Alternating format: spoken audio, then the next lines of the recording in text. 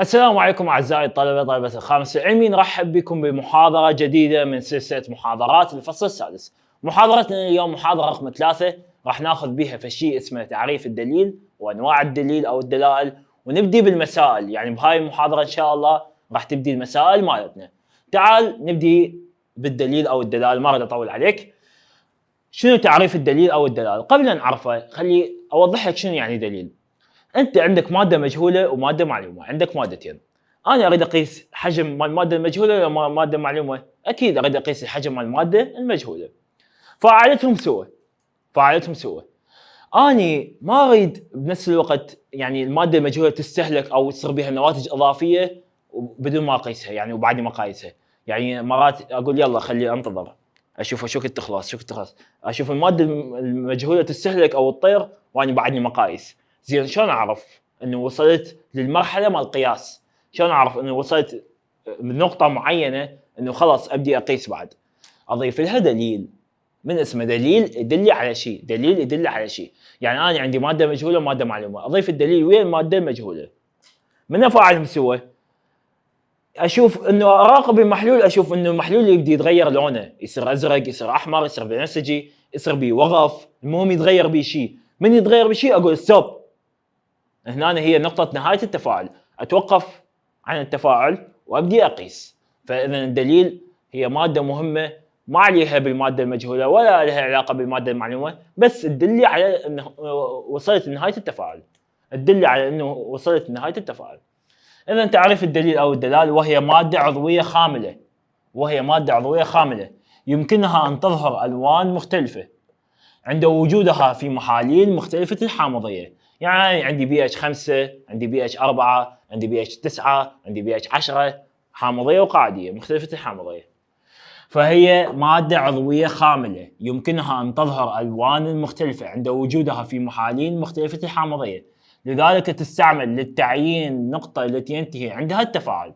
لذلك باوع تستعمل للتعيين النقطه التي ينتهي عندها التفاعل بين مادتين اكيد مادتين تسلك احدهما سلوك حامضي والاخرى تسلك سلوك قاعدي. يعني عندي مادتين، وحده تسلك سلوك حامضي، وحده تسلك سلوك قاعدي.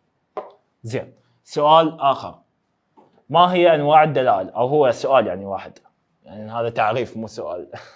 ما هي انواع الدلال؟ تجيك كفراغات، تجيك كسؤال، كلش مهمه. المثيل الاحمر، البرومو ثايمول الازرق، الفينونفثالين. عندك 3 انواع من الدلال تحفظهن كلش زين هن واسمائهن: المثيل الاحمر، البرومو ثايمول الازرق، الفينونفثالين. اوكي، تعال نبدي بمسائل وقوانين الفصل السادس. هذني كلهن شايفيهن وين؟ كلهن شايفيهن بالفصل الرابع. صدقني ماكو قانون جديد راح تمر به هسه بهاي المحاضره. يعني شنو؟ يعني هذا قانون معدد المولات ما ماخذيه؟ الان يساوي ام صغير على ام كبيره، اللي هي كتله على كتله موليه. الام كتله وحده قياسها جرام، والام هي كتله موليه وحده قياسها جرام على مول، والان هي عدد المولات وحده قياسها مول. مو لا. القانون الثاني، المولاريه يساوي ان على في. الان هي نفس عدد المولات، والفي هو الحجم يقاس بوحده اللتر، والام هي التركيز المولاري. زين، عندي العلاقه اثنين تنزل المولاريه، راح اشيل الان اخلي مكانها ام على ام، اشيل الان واخلي مكانها ام على ام، نفس الشيء، ما سوى شيء جديد. في الحجم، الفي هو اللتر، الحجم يقاس بوحده اللتر. الام هي كتله موليه جرام على مول، التركيز المولاري مول على اللتر، والام هي كتله. هذا مو مقامه واحد، المولاريه مقامها واحد، فاقول وسطين في طرفين. اذا الكتله تساوي ان المولاريه في الكتله الموليه في الحجم. سويت وسطين في طرفين طبيعي. فانت عندك 4 قوانين، هن بالحقيقه قانونين بس، هذا وهذا. هذا القانون منين جاي من تعويض هذين الاثنين، وهذا الرابع منين جاي من الثالث، نفس الشيء. بس احنا خلينا نكتبهن 4 على مود شنو؟ على مود يصير تطبيق قبل مباشر عليهن. تعال لي على مثال واحد، خلينا نقراه سوا ونشوف ايش ناطيني وشوف ايش يريد.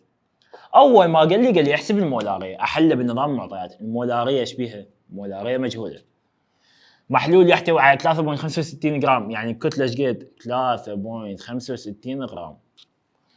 من HCl في 2 لتر. من هو 2 لتر؟ من يقاس بوحده اللتر؟ الفي 2 لتر. من المحلول الكتله الموليه، يعني ام، الكتله الموليه هي 36.5. صدقني حتى مو سهل، اعتبره تافه. شلون؟ يا قانون يفيدك، انا اريد المولاريه. هل يفيدك القانون الثاني حتى تحسب المولاريه؟ عندك ان؟ ما عندك ان. زين، بعد يا قانون يفيدك الثالث اللي هو عندك كتله، عندك كتله موليه، عندك حجم. طبعا بالمناسبه يصير تستخدم القانون الثاني. شلون؟ يصير تستخدم القانون الاول، تقول له كتله على كتله موليه، تطلع الام وتعوضها بالقانون الثاني، يصير كلش عادي. بس انت عين من هالدوخه قبل طبق القانون الثالث، مو لا. فالحل منه راح يبدي، اقول له المولاريه تساوي الكتله على الكتله الموليه في الحجم. مو المولاريه ايش بيها؟ تنزل. الكتله ايش قد؟ 3.65. الكتله الموليه ايش قد؟ 36.5. والحجم ايش قد؟ 2. تقريبا الارقام الفوق والجو مشابهات، مو مشابهات. بقى شو اسوي؟ شويه تحل بذكاء، يعني لا تضرب قبل فيه 2 وتصعب الرقم عليك، لا. راح اضيف صفر هنا. شوف حضيف صفر هنا. قول ايه ضفت صفر هنا، اختصرت مرتبتين ولا مرتبتين؟ يصير لو ما يصير؟ يصير. والنوب اقول له 365 على 365 1 وهنا 10. تبسط لو ما تبسط؟ وين اذا ضربت فيه 2 يصير ايش كبره عليك ويصير صعب؟ اذا المولاريه يساوي لنا 1 2 في 10 20. 1 على 20 قسمه طويله. 1 بها 20 لا. 0 10 باليد بها 20 لا. 120 ايش قد؟ 100 يعني كم 20 بها 5. اذا المولاريه تساوي لنا 0.05 مولاري. المولاريه يساوي لنا 0.05 مولاري. وينتهي مثال واحد. نفس الحل مال فصل رابع، نفس الحل، ماكو شيء تغير، مو لا. تعال على مثال 2. خلينا نشوف صعب. ما عندنا شيء صعب، احنا نحل نظام معطيات وقوانين، ماكو شيء يوقفنا. احسب كتله بي اي او اتش باي 2. اريد الكتله، اريد الام الصغيره مجهوله. الكتله الموليه ام 171 جرام على مول. اللازمه لتحضير 2.5 لتر، يعني الفي 2.5 لتر 2.5 من محلول هيدروكسيد الباريوم بالتركيز، يعني همين ام وخلي له ركزه 0.06. هاي يا قانون يفيدك يحسب ام. هو بس الرابع يحسب ام. انا اريد الام، المولاريه عندي، كتله الموليه عندي، الحجم عندي. تطبيق مباشر يا طلاب، مو لا. راح تقول له الحل منه. شنو المولاريه؟ الكتله تساوي المولاريه في الكتله الموليه في الحجم. الكتله تنزل، المولاريه 0.06 والكتله الموليه ايش قد؟ 171 والحجم 2.5. باوع شو تسوي حبيبي؟ منا كم مرتبه مطلوب؟ مرتبتين، ومنا مرتبه واحده. يعني من راح تضرب 6 في 25. اضرب 6 في 25. 25 في 6 مبينه 150. مو 150 في 171.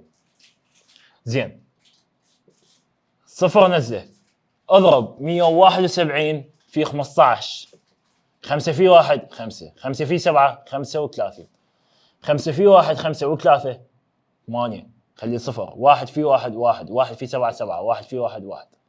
5 6 8 و7 15. هنا 2. نزل كل الرقم 2 5 6 5 ونزل هنا صفر. ما انسى مطلوب 3 مراتب منه. يعني 3 مراتب، يعني وين تصير الفارزه؟ تصير هنا؟ لا. تصير هنا؟ لا. يعني وين تصير؟ تصير هنا. والصفر يروح، وحده قياسها جرام. هاي هي الكتله. طلاب لا تقول لي صعبه، ما بيها اي شيء. والرياضيات شلون ما تتعامل وياها عادي. اكو طلاب شو يقول لا استاذ انا اضرب 6 في 171 انه بضربها في 25. اكو طلاب شو يقول لا استاذ انا اضرب 25 في 171 في 6. بالاخير كله حيطلع لك هيك عادي. اوكي، هذا بالنسبه الى مثال 2. تعال لي على تمرين 1. تمرين 1 همين نحل بنظام المعطيات. لا تخلي شيء يوقفك. انت عندك قوانين، انت عندك ملاحظات. ما عندك ملاحظات؟ اي عندك قوانين وعندك معطيات، ما عندك شيء يوقفك. احسب مولاريه. اقول له يابا يعني مولاريه ايش بيها؟ مجهوله. المحلول حامض الكبريتيك في لتر، منو يقاس وحده اللتر؟ في. زين في يعني ايش قد لتر؟ يعني شنو لتر؟ يعني اذا قال لي 2 لتر يعني في 2، اذا لتر يعني معناتها 1 لتر، معناتها في يساوي 1 لتر. مبينه يا طلاب. الكتله الموليه يعني ام بدون ركزه، هاي ام مركزه مجهوله، ايش قد؟ 98. اذا علمت ان النسبه المئويه الكتليه، النسبه المئويه طاك النسبه المئويه 96.4، ما راح نستخدمها. راح تقول ليش استاذ؟ هسه شوف ليش. وان كتله المحلول تساوي 1.96 كيلوغرام على لتر. الكتله يعني شنو؟ يعني ام 1.96 كيلوغرام.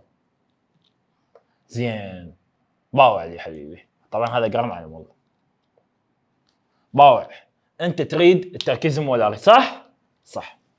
يفيدك الان هذا القانون؟ لو يفيدك هذا القانون اكيد راح تقول لي يفيدني هذا القانون، لان انا عندي كتله وعندي كتله موليه وعندي حجم. حجم موجود، كتله موليه موجوده، والكتله موجوده بس بيها مشكله. شنو المشكله؟ انا ايش قلت لك؟ الكتله هنا بيها وحده جرام، الكتله بيها وحده جرام، الكتله بيها وحده جرام، يعني ما عندي كتله بالكيلوغرام صح؟ صح. هنا الكتله بيها وحده بالكيلوغرام. ترهم طلاب؟ يعني انت حسب وجهه نظرك ترهم اخليها كيلوغرام واطبق؟ لا طبعا ما ترهم. لعل شو نسوي؟ لازم نحول منو الى منو؟ كيلوغرام الى منو تحولها؟ الى منو تحولها؟ شنو هي الحسابات مالتي؟ غرام، يعني تحول كيلوغرام الى غرام. يعني تحول كبير الى صغير، لو صغير الى كبير، لو شنو الموضوع؟ كيلوغرام الى غرام، كبير الى صغير؟ اي كبير الى صغير. الكبير من يتعارك ويا الصغير شو يسوي؟ يبصه، يعني اضربه في 1000. قلنا كبير الى صغير يضرب، صغير الى كبير يقسم، يعني كيلوغرام الى غرام يضرب في 1000. مو تمام؟ هسه راح ابدي الحل منه. اول شيء اسويه اقول له الام 1.96 في 1000. باوع حبيبي، مو قلنا كل صفر عدوه بوينت؟ انا عندي بوينت وعندي صفرين، يعني 196 في 10 1960 غرام. 1960 غرام. اوكي. النوبه شو اقول له؟ اقول له التركيز المولاري يساوي الكتله على الكتله الموليه في الحجم. اكمل. التركيز المولاري اني اريده. الكتله ايش قد؟ 1960. الكتله الموليه ايش قد؟ 98. والحجم ايش قد؟ الحجم 1. ها هي. مو الا استخدم النسبه، تقدر تحل باستخدام النسبه، بس صدقني يصير صعب عليك. قانون النسبه اللي اخذناه بالفصل الرابع يصير صعب عليك، وحل اضافي. انت حل بهذا الحل احسن لك، كلش احسن لك. 1960 على 98. هسه راح نقسم قسمه طويله. 1960 كم 98؟ حتقول استاذ والواحد؟ الواحد هو 1 في 98 98. يعني اذا طالب يقول استاذ والواحد، اقول له الواحد هو نفس الشيء ينزل. 1960 كم 98. اقول له 196 كم 98؟ بيها اثنين برايك؟ لو وحده؟ اكيد بيها وحده. مو 1 في 8 8. لا دقيقه، بيها اثنين اتصور. 2 في 8 16، 2 في 9 18، 1 19. بيها اثنين ويصعد الصفر، اذا بيها 20. 20 على 1 يعني هذا قلنا هو نفس الشيء ما له قيمه. اذا الكتله الموليه يساوي 20 جرام على مول. 20 جرام على مول. اوكي. هذا بالنسبه ليا تمرين 1، وهذا مثال 2، وهذا مثال 1. ما خلصت اسئلتنا، ابقى متابع ويانا، ناخذ لك سبوره ثانيه نختم لك باقي الاسئله ونختم هذا الموضوع. طلابنا هسه راح ناخذ سؤال 8 وسؤال 9 ونختم هذه المحاضره. قبل ان ناخذ سؤال 8 باوع لي هذا القانون الجديد. النسبه المئويه تساوي ام على رو في 100%. احفظه. قانون يعني خامس يصير، خلينا نقول اوكي قانون خامس. قانون خامس. الام يساوي ام على رو في 100%. ام على رو النسبه المئويه تساوي ام على رو في 100%. ام كتله بالجرام، رو كثافه جرام على مليلتر او جرام على لتر حسب الوحده، و100% هو رقم موجود. زين باوع لي احسب كتله HNO3. احل بنظام المعطيات، الكتله ايش بيها؟ الكتله مجهوله. اتي يحتويها 5 مليلتر. 5 مليلتر يعني في ايش قد؟ 5 مليلتر من المحلول الحامض المركز. النسبه المئويه له ايش قد؟ يعني انت عندك النسبه المئويه 69.8 والكثافه ايش قد عندك؟ عندك 1.42 1.42 جرام على مليلتر. اول شيء بس انتبه لي زين هنا باوع حبيبي، انت راح تستخدم هذا القانون. هنا عندك في، ما عندك في. هنا من راح تحسب الكتله؟ من راح تحسب الكتله؟ الام راح يطلع لك للتر واحد او مليلتر واحد بالبدايه. بالبدايه من راح تحسبها؟ راح يطلع لك مليلتر واحد. زين لازم كم مره نحسبها العاد؟ لازم 5 مرات، لان هو قال لي 5 مليلتر. زين اكو فد شيء اسهل؟ اي اكو فد شيء اسهل. يعني انت مو راح تطبق هذا القانون، راح تحسب ام، تحسبها مره واحده، اضربها في 5 تصير باعتبار حسبتها 5 مرات. اوكي؟ لان انت ايش قال لك؟ قال لك احسب الكتله، ردت حسبت الكتله يحتويها 5 مليلتر. يعني انت عندك حجم دورق، وين نسوي؟ عندك هنا دورق هذا حجمه 5 مليلتر، به هو هذه الكتله. فانت ايش قد حسبت لي 1 مليلتر. احسن ما تحسب 1 مليلتر 1 مليلتر 1 مليلتر 1 مليلتر، احسن ما تحسبها 5 مرات، تحسبها مره واحده وتضربها في 5. بس تحسب الكتله اخر شيء، النوبه الكتله اخر شيء تضربها في 5، وما يحتاج تحول اي تحويل. استاذ ليش ما يحتاج؟ انها مليلتر، اي مو الكثافه مليلتر، ليش تحول؟ اذا تحولت اللاص عليك. اذا تقسم 5 على 1000 لا، اكبر غلط، ما تحول. يعني شو نسوي؟ راح نطبق القانون، باوع القانون. الحل راح تطبق القانون. شو تقول؟ تقول النسبة المئوية تساوي ام على رو في 100%. بمكان النسبة المئوية شو تخلي؟ تخلي 69.8%. الام تنزل، وبمكان الرو تخلي 1.42، وبمكان 100% تنزل 100%. اول شيء تسويه تختصر النسبة المئوية والنسبة المئوية. بعدين شو تسوي؟ تقول له يابا ترى هذا مقامه واحد، البسط في البسط والمقام في المقام. يعني شو يصير؟ ام في 100 اقدم عادي على 1.42 في 1.42 يساوي 69.8، وهذا هم مقامه واحد. مو صحيح لا لا؟ اذا الام في 100 في واحد، وسطين في طرفين. يعني شنو اللي يصير؟ الام يصير هنا مو مضروب، الام مجهول وال100 مضروبه بصفها، مو تصير بالمقام. لا ما تصير بالمقام، تصير بالمقام. من راح نضرب 1.42 في 69.8 شلون اتعامل وياهن؟ حبيبي بالطريقه اللي تعجبك. تريد تقول لي استاذ اقسم هذا على 100 واسويها اسس عادي. تريد تقول لي لا استاذ اني احل بالطريقه اللي تعجبني. شنو هي؟ اضرب 698 في 142 مطلوبين 3 مراتب ونبغى نقسم على 100. اقول لك اوكي حل بالطريقه اللي تعجبك، اهم شيء صحيح. 698 و142. الطالب اللي ضابط الاسس، الطالب اللي ضابط الاسس انصحه يحل بالاسس، يسويها -2 -1 موجب 2 تصعد لي فوق كلش عادي، ابد ما بيها غلط. 2 في 8 16، 2 في 9 18 1 19، 2 في 6 12 1 13 خلي صفر. 4 في 8 2 و3 بيد. 4 في 9 36 و3 39. 4 في 6 24 و3 27 خلي صفرين. 1 في 8 8 1 في 9 9 1 في 2 2 1 في 6 6 عفوا. شنو 2 شلون صارت 2 ما ادري. هنا 6 9 و2 11 4 و9 13 13 و8 21 3 و7 10 10 و9 19 6 و3 9. كم مرتبة مطلوبين؟ مو 3 وين تصير؟ تصير هنا واضح؟ قلنا 3 هاي 9 مو 7 10 3 و7 10 اي 19 9 1 بيد 6 و2 8 9 99.16. هاي الستة مو تقرب الواحد، اقدر اقول له 99.12 لو لا اقدر كلش عادي، ابد ما بيها غلط. يعني ما بالك غلط تصير 99.12 على 100 مو صحيح؟ 99.12 على 100. زين هسه شو اسوي؟ ال100 ترجعها مرتبتين. ال100 ترجعها مرتبتين، يعني شو يصير؟ يصير 0.9912 جرام.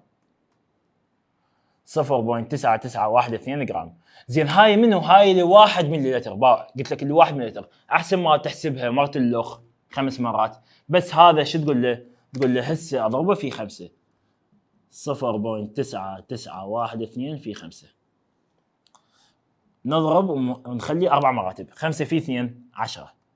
5 في 1 5 1 6. 5 في 9 45. 5 في 9 45 و4 49. مو 5 في 9 45. 5 في 9 45 و4 49. كم مرتبة مطلوبين؟ 4. خليها هنا مو، وهذا يروح ما له قيمة، وهاي وحدة قياسه شنو؟ جرام. اقول له لي الكتلة ل5 مليلتر، يطلع لي بهالشكل 4.956 جرام. اوكي طلاب، هذا بالنسبة الى سؤال 8. هذا بالنسبة الى سؤال 8. انت تشوفه شوية مطول او فكرته صعبة؟ لا ما بشي، مجرد طبقت هذا القانون، حسبت ل1 مليلتر بس اخيش تضرب في 5. اوكي، تعالي على سؤال 9 حتى نختم بالمحاضرة ونختم بأسئلة الفصل السادس او مسائل الفصل السادس. ما كمية. شنو ما كمية؟ يعني شنو ما كمية؟ يعني اريد حجم؟ لا، حجم نعطيك اياه 400. اريد تركيز؟ ممكن، بس خلينا نشوف نعطيك اياه. زين كتلة مولية نعطيك اياها. بعد من هو بقى من هذول الربع، من هذول الجماعة؟ بقت الكتلة ومليجرام. دائما كمية او وزن او عدد الغرامات، اذا قال لك احسب الكمية، قال لك احسب الوزن، قال لك احسب عدد الغرامات، معناتها اريد الام الصغيرة، ام الكتلة. الملح كلوريد امونيوم، يا بطل يقول لي هذا ملح حامضي لو قاعدي لو شنو؟ قبل شوي اخذناها. شنو قبل شوي؟ بمحاضرة رقم 2 اخذناها. يا ملح، هذا ملح حامضي جاي من حامض قوي وقاعدة ضعيفة. اوكي طلاب، تعال حل نظام المعطيات. شو تقول له؟ تقول له اني اريد الكتلة مجهولة، مو لا. الكتلة المولية عندي ام بدون ركزة اللي هي 132.8. اللازمة تحضير 400 مليلتر، الفي 400 مليلتر.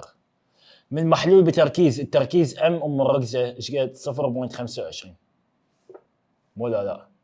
هاي انتهت المعطيات مالتك. بس خلي اقول لك على شيء، الحجم بيا وحده، الحجم باللتر. هنا ايش عندك؟ باللتر. ترهم؟ لا ما ترهم يا حبيبي. لا شو تسوي؟ قبل لا تحل تحول الحجم الفي، احول 400. دا احول صغير الى كبير، دا احول ملي الى لتر، اقسم على 1000. 400 على 1000، صفرين تروح للصفرين. 4 على 10، 4 بالعشرة لتر. النوبة شو اقول له؟ النوبة اقول له انا اريد التركيز او الكتلة، عفوا انا اريد الكتلة. يا قانون يفيدني مبين الرابع، مو لا. اذا الام تساوي التركيز المولاري في الكتلة المولية في الحجم. الكتلة انا اريدها، التركيز المولاري 0.25، الكتلة المولية 132.8، والحجم هو 0.4. هنا بكيفك شو ما تحل عادي، بس اني حسوي لك اياها بطريقه كلش حلوه. باوع لي هذا ويا هذا، باوعتهم لا باوعتهم. عاش ايدك. عوفه المراتب وعوف المرتبه مالته، او باعتبار ماكو مراتب. 25 في 4 ايش قد؟ اكو واحد ما يعرف 100 في 132.8. زين كم مرتب مطلوبين؟ مو منا 2 منا وحده 3. يعني شو تصير؟ وين الفارزه؟ تصير هنا لا تصير بهالشكل 0.100. باوع هذني ما لهم قيمه، مو لا. على كيفنا خطوه. اني ايش سويت طلاب؟ ضربت 25 في 4 بدون مراتب ايش قد؟ 100. من خليت المراتب مطلوب 3، وين تصير؟ تصير هنا. هذني ما لهم قيمه فيرحن. اذا 0.1 في 132.8، يعني اني اضرب 1328 بدون مرتبه في 1 ينزل 1328. منها مرتبه مرتبتين 13.28 جرام. بينما لو ضارب الأربعة في هذا النوبة ضاربة في هذا يصير صعب عليك. فأنت شنو حل بالطريقة يعني السهلة اللي بيها اختصار اللي بيها تبسيط. شلون قبل شوية حلينا ذيك الصبورة الأولى سؤال بتبسيط باختصار طلع لك الرقم سهل. فيطلع لك الكتلة يا طلاب بالنسبة لسؤال 9 13.28. فكرة السؤال حالة حال الصبورة الأولى اللي أخذناها، بس هنا حولت الحجم وطبق التطبيق مباشر حالة حال الباقيات. هذا كان سؤال 8. سؤال 9 سؤال 8 الوحيد فكرته تختلفه. شنو تختلفه؟ الوحيد فكرته مختلفة اللي هو أخذنا هذا القانون بي. والسؤال 9 حليناه أيضا. لهنا نهاية المحاضرة الثالثة من الفصل السادس. عندنا سؤال واجب راح يندرج هنا مسألة تحلها وتدز لي حلك على التليجرام. بإذن الله مستمر وياكم إلى أن نكمل المنهاج. وياكم مدرس الكيمياء إن شاء الله ناصر العويدي. إلى أن واعدكم وأوفي بوعدي بإذن الله نختم المنهاج وياكم. نشوفكم بمحاضرة جديدة محاضرة رقم 4. مع السلامة.